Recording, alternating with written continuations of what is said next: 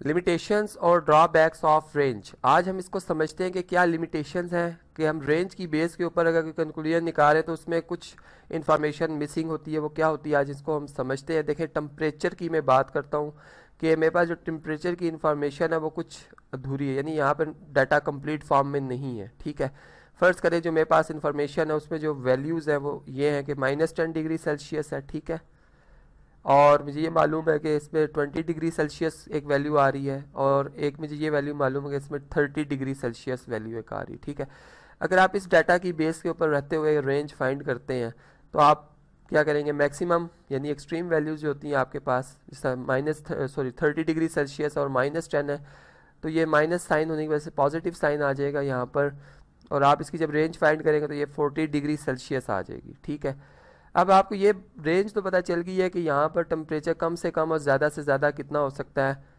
ठीक है, लेकिन अब आप इसकी बेस के ऊपर कंक्लूजन निकालते हैं और आपको डाटा की बाकी वैल्यूज़ का नहीं पता, तो आप जो रिज़ल्ट निकालेंगे वो उसमें सारी बातें ड्रॉबैक्स होंगे। क्या होंगे उनको समझते हैं। देखें -10 डिग्री सेल्सियस, अब डाटा अगर अपनी कंप्लीट फॉर्म में होता, फिर -8 डिग्री सेल्सियस। ठीक है, इसी तरह से -6 डिग्री सेल्सियस, ठीक, 20 डिग्री सेल्सियस, ठीक, 25 डिग्री सेल्सियस, और देन लास्ट में 30 डिग्री सेल्सियस। ठीक है, अब देखिए यहाँ पर अगर हम देखते हैं तो हमें जो रेंज मिलती है बेशक उसका वही जवाब आएगा जो कि ऊपर मैंने आपको बताया है।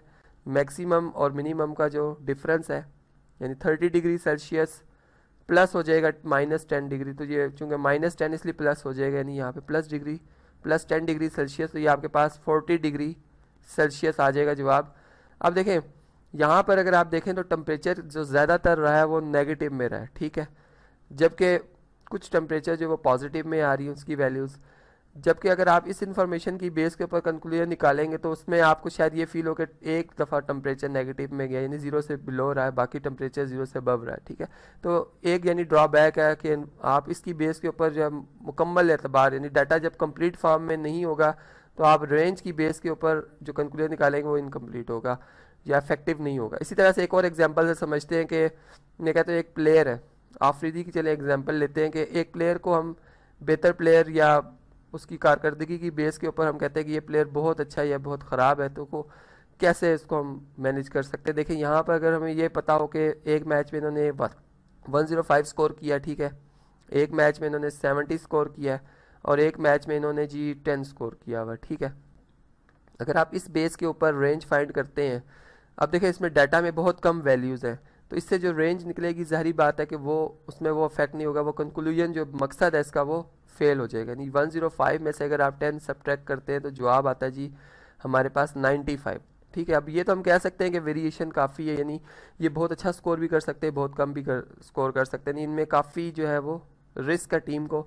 लेकिन अगर डाटा एक अपनी कंप्लीट फॉर्म में हो, अगर हम ये देखें कि 105 उन्होंने स्कोर किया है, फिर उनका 95 स्कोर है, फिर 80 स्कोर रहा है, ठीक है, या इसका 70 है, फिर उनका स्कोर 30 है, और फिर लास्ट में 10 है। ठीक है, अगर आप इस डाटा को देखते हैं, आप रेंज फाइंड करते हैं, ठीक है, तो रेंज बेशक वही आएगी कि 105 में से आप जब डिफरेंस लेंगे 10 का तो हमारे पास जवाब आएगा 95। लेकिन अब इन प्लेयर के बारे में जो राय है वो लोगों की कुछ बेहतर हो जाएगी, क्योंकि देखेंगे कि ज़्यादातर मैचेस में इनका score more than 60 more than 50 रहा है। ठीक है, तो बेशक रेंज 95 ही आ रही है, लेकिन देखें अब कंक्लूजन में और डिसीजन में फ़र्क आ गया है।